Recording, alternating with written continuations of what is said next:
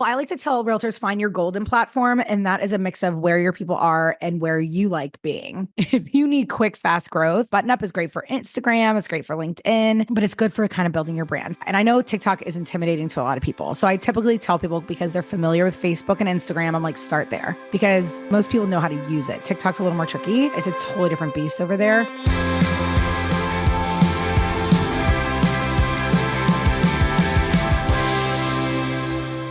Hey guys, welcome back to the Doorify Real Estate Podcast. I'm your host, Matt Fagioli, and I'm checking back in today with one of our awesome PropTech South speakers, Shannon McKinstrie. How are you? I'm doing well. How are you? I'm doing fantastic. Man, you were definitely one of the highlight speakers of PropTech South. Lots of people sent amazing feedback about your social media session. So I appreciate you taking a few minutes to jump back on with us and highlight some of the things that agents can be thinking about for their social media campaigns in 2025. Yeah, I appreciate that. It was a great group. Everyone was so welcoming, and realtors will always have a huge piece of my heart. So it was so awesome to be there.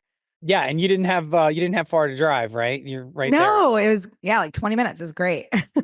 Well, kind of catch us back up from PropTech South, and for people who maybe weren't there, you've become, quite the social media machine, but like, what's your story about, how you help people and how you got to where you are and all that? Well, it started with, a love of TV production in high school. So I went on to Virginia Tech, studied TV production, communications, marketing, all of it. Cause I was like, I don't really know exactly where I want to go in this field. But again, this is pre-social media days. It didn't even exist back then, because I went to college in the early 2000s. So like Facebook, that didn't even exist yet. Right. And then when I got my quote unquote dream job that I thought was my dream job at CNN, that's when Facebook rolled out and MySpace. So like I was on overnight shifts, crazy hours, and that would kind of keep me company during those hours.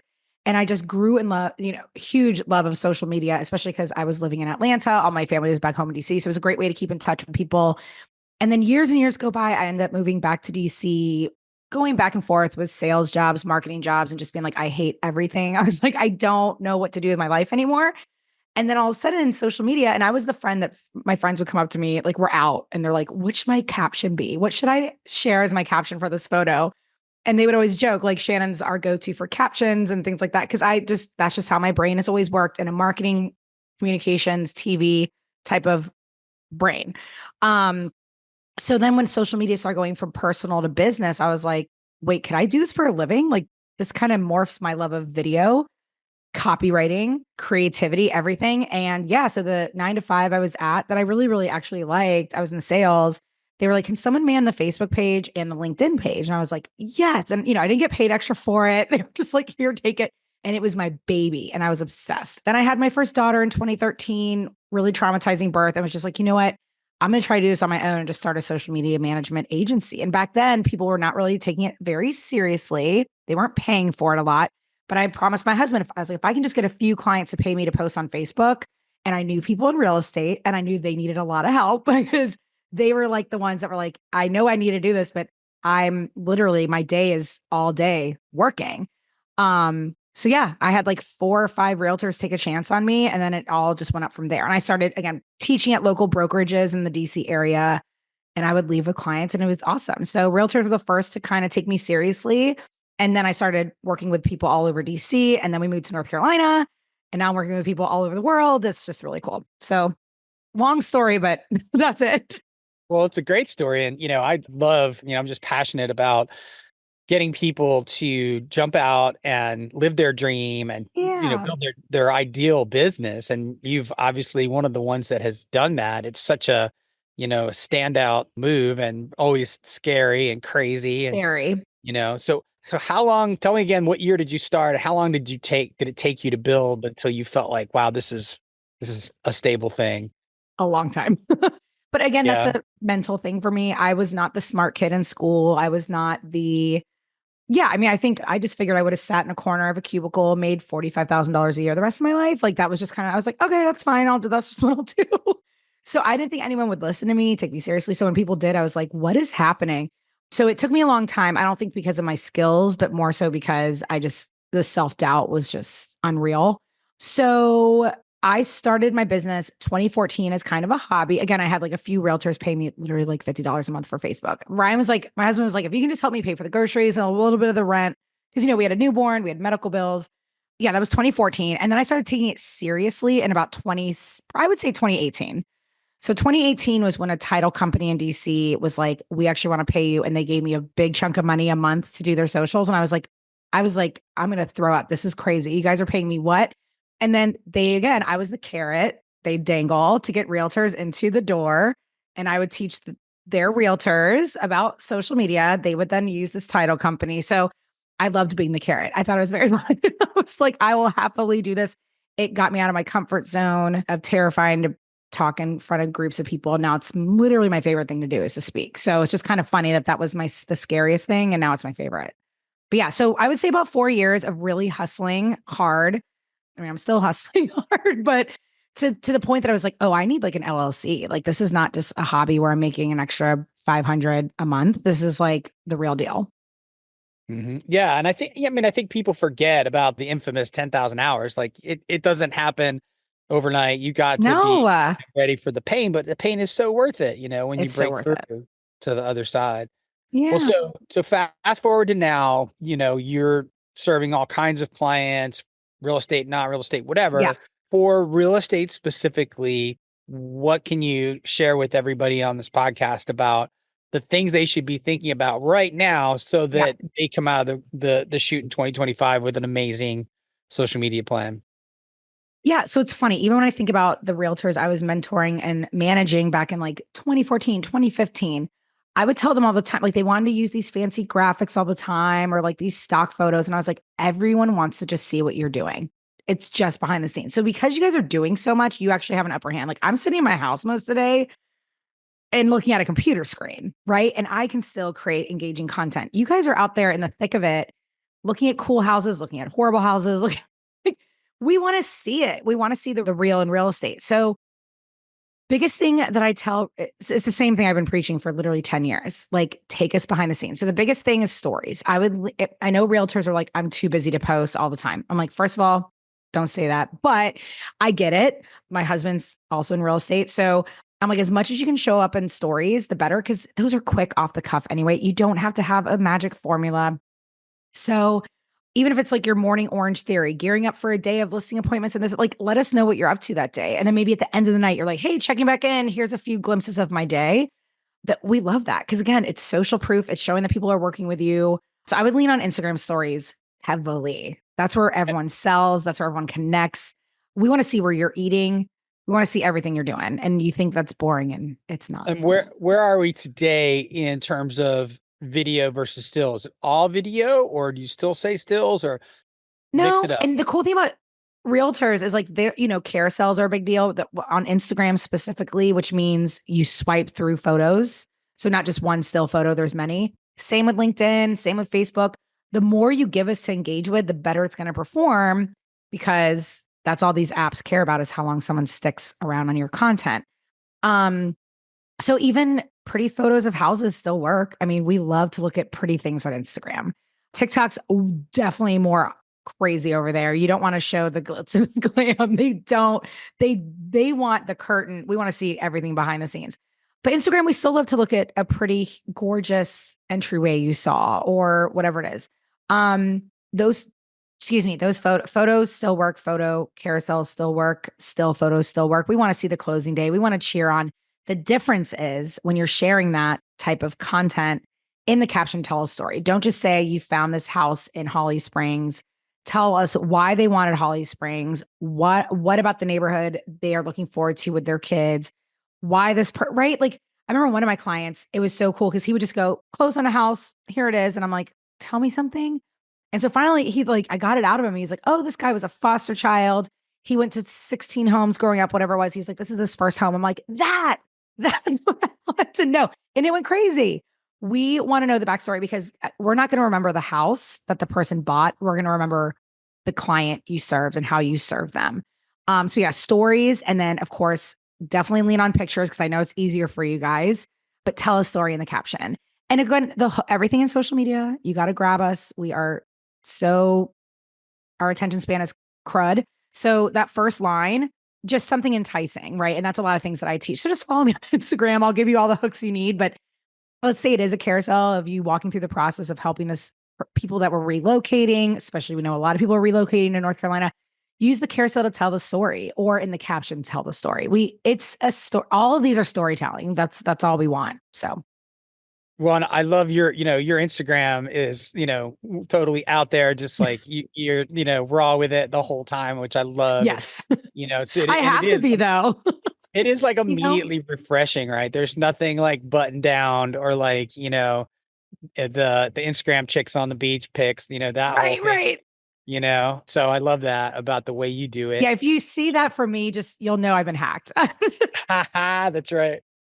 So, all right. So we talked about Instagram. You mentioned TikTok just a tiny bit, but what do you recommend that agents, let's say you're an agent that, was kind of not hot on social media, is like, all right, next year's gonna be my year. I'm gonna crush social, you know, how many platforms? One, two, three, six. What is it? Okay. Well, I like to tell realtors find your golden platform, and that is a mix of where your people are and where you like being. So let's say you're, again, very buttoned up and you're like, I don't want to be, then I would say probably TikTok isn't for you, to be honest. I mean, yes, I don't want people to be like, well, Shannon told me not to go on TikTok. I mean, do you get on there, see what happens? There's definitely a lot of serious content over on TikTok. But if you're trying to, if you need quick, fast growth, Button Up is great for Instagram. It's great for LinkedIn, but it's good for kind of building your brand. So, and I know TikTok is intimidating to a lot of people. So I typically tell people because they're familiar with Facebook and Instagram, I'm like, start there because most people know how to use it. TikTok's a little more tricky.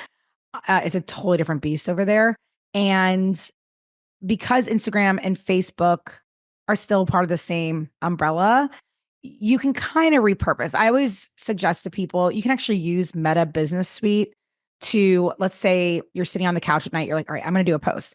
You can schedule it or just post it directly through Meta Business Suite and say you want to post on both Facebook and Instagram at the same time, but you can tab over to Facebook and adjust it a little bit. Because if I go on and I try to tag Matt on Instagram and it goes to Facebook, the link on Facebook is not Matt. So it looks sloppy. It just, so that's what I always suggest to people. If you're just every night, almost like you work out or you schedule in whatever, schedule one time, maybe 4 times a week that like you're going to post. And it can be anytime you want to post. Years ago, I was like, make sure to post at this time because this is da da da da. The best time to post is when it's best for you to post. But that's something you could do. So if you want to do Facebook and Instagram, or if you're already doing Facebook, you might as well do Instagram, that sort of thing. So start with those two. And then if you want to do a third, LinkedIn is I'm obsessed with LinkedIn. Wow. And maybe start with once a week. Because here's the thing on LinkedIn, we don't want tips on LinkedIn typically. Again, nothing's absolute in marketing, but we typically don't want tips. We want to know a cool story, a cool win. My LinkedIn content that goes crazy, it's two things. One, when I'm like, oh my gosh, my podcast got this many downloads, or oh my gosh, I just spoke on stage, right? People love that stuff because they're cheering for you. They're still the hero in your story because you're like, thanks for your support. The second piece of content that does well is controversial hot takes about my industry.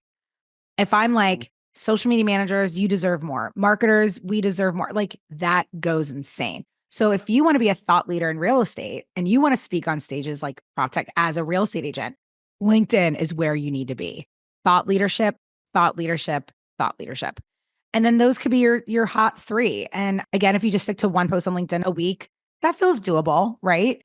And then if you want to, you want to try TikTok, I've got you there too. It's just a totally different beast over there. Yeah. What do you talk about that for a minute? So TikTok, compare it, from 1 year, 2 years ago to now. What do you think about that platform and the need to be on there versus maybe 2 years ago? Hyper local. And I said this at PropTech, just start local. Like, again, these algorithms are built to feed us content that we will stay on the app to watch. And if I see something about the triangle, Apex, I'm going to stop because I'm like, oh, let's see what this is about. Right. So TikTok, that's insane with Instagram. So I'm saying the same thing for both. So again, if you're doing like, this is what does well on TikTok for all my real estate clients who go that route. I'm like, don't come on and talk about mortgage rates unless there's something crazy, right? Like if there's something newsworthy, like, oh my gosh, blah, blah, blah. Just talk about the restaurant you went to, the cool park you found, the places to go do this. because TikTok is feeding us content. Us people in North Carolina, if you open TikTok, every few TikToks are going to be about something that it thinks you're going to like about North Carolina. So, and actually, one of my clients who I coached 2, 3 years ago, she was in, shoot, is it Wisconsin? Anyway, she's out in the Midwest. And I begged her, I was like, please just focus on, because she's one of those who's like, I want to be a realtor, but I also want to be like a content creator. I want to be more than just real estate. And I was like, well, then you need to talk about everywhere you take your kids, every restaurant that has Tuesday night free meals for kids, every place pumpkin patch you're going to, every road trip within a 2 hour radius. And she's blown up. So, and she's become the go-to for everyone there. And guess what? They're like, oh my gosh, she does real estate. So now she's become their friend and their go-to. So again, if you, not every realtor wants to be a content creator, not every realtor wants to do all this stuff, but the ones who do, that's what I say. And especially with TikTok. Or again, if you're in mortgage lending or you're this and like, you're like, but Shannon, I literally just want to talk about mortgage, then make it fun. Find a way to make it fun. Give us fun analogies. Give us hot tips of like, did you know you could go to this app right now and da da da. Like, give us tangible things that we can do right now. Because mortgage, the thing is, Matt, even with me, if I was to come on and go, all right, guys, we're going to create a viral reel today, everyone would be like, Shannon, I can't even get 5 views. Being like, all right, let's get you approved for a blah, blah, blah mortgage. They're like, I am in crushing debt. It's so far for them that they can't even get there. So they're like, swipe, because all it's going to do is make them feel like a failure.